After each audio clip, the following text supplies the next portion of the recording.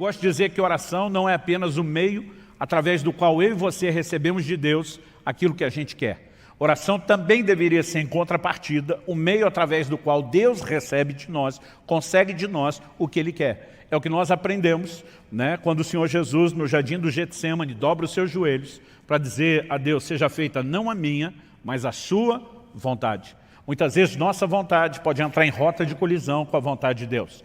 E nós precisamos entender que o ambiente de oração, o mesmo ambiente onde nós podemos pedir a Deus e conseguir de Deus algumas coisas que queremos, também deveria ser um ambiente de rendição, onde Deus possa conseguir de nós aquilo que Ele quer. Isso significa que, seja na oração ou em qualquer outro aspecto do nosso relacionamento com Deus, nós temos que reconhecer que esse relacionamento é uma via de mão dupla.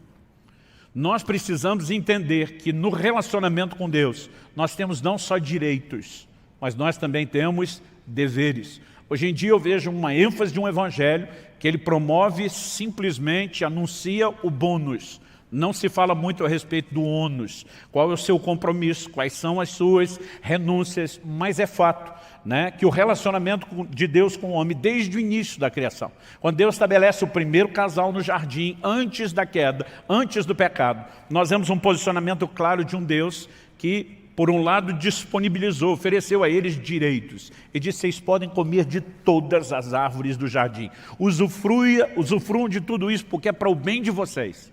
Mas o Senhor faz uma restrição. Ele diz: mas da árvore do conhecimento do bem e do mal, vocês não podem comer.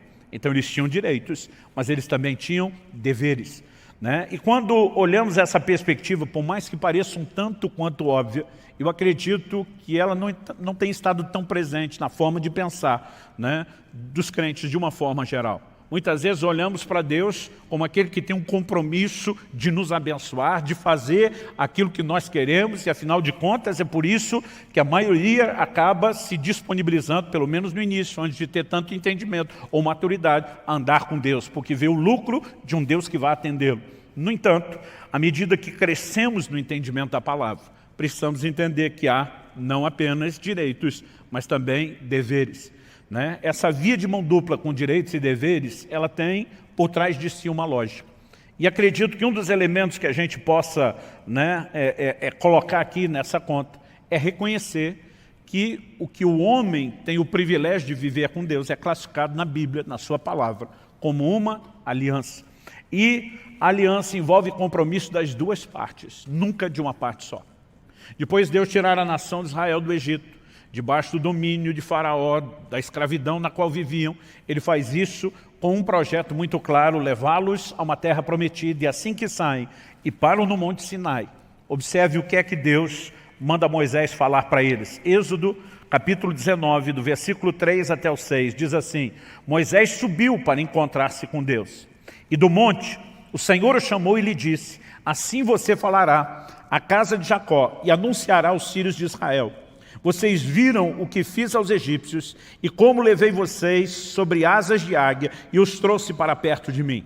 Agora, pois, se ouvirem atentamente a minha voz e guardarem a minha aliança, vocês serão a minha propriedade peculiar dentre todos os povos. Porque toda a terra é minha e vocês serão para mim um reino de sacerdotes e uma nação santa. São essas as palavras que você falará aos filhos de Israel.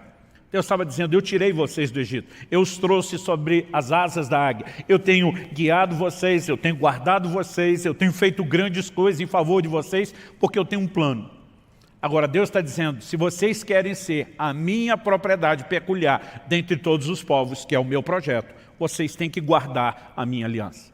Em outras palavras, Deus está dizendo: nessa aliança não existe apenas um compromisso da minha parte com vocês, de intervir, de salvar, de redimir, de guiar, de proteger, mas precisa existir da parte de vocês um compromisso de guardar a minha aliança, né? Isso significa ouvir atentamente a voz do Senhor, andar em obediência a Ele.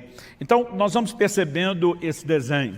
E, obviamente, quando a gente fala de uma via de mão dupla, de direitos e deveres, né, de compromisso das duas partes, embora a gente entenda uma parte desse aspecto do relacionamento que envolve o compromisso das duas partes, eu acredito que a gente pode não só não enxergá-lo de forma completa, como enxergá-lo de uma forma, né, deficiente, incompleta.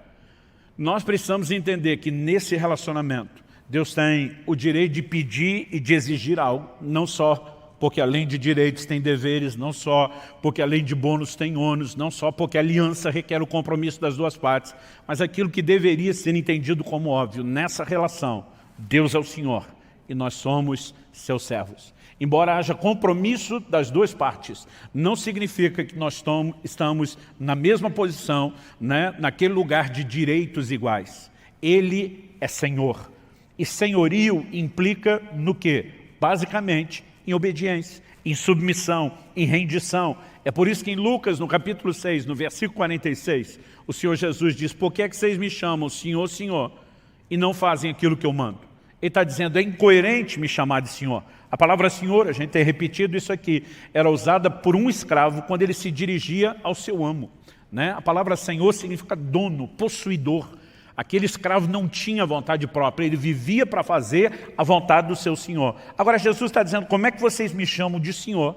Mas em vez de fazer a minha vontade, em vez de fazer o que eu mando, vocês decidem andar na sua própria vontade, fazendo apenas aquilo que vocês querem.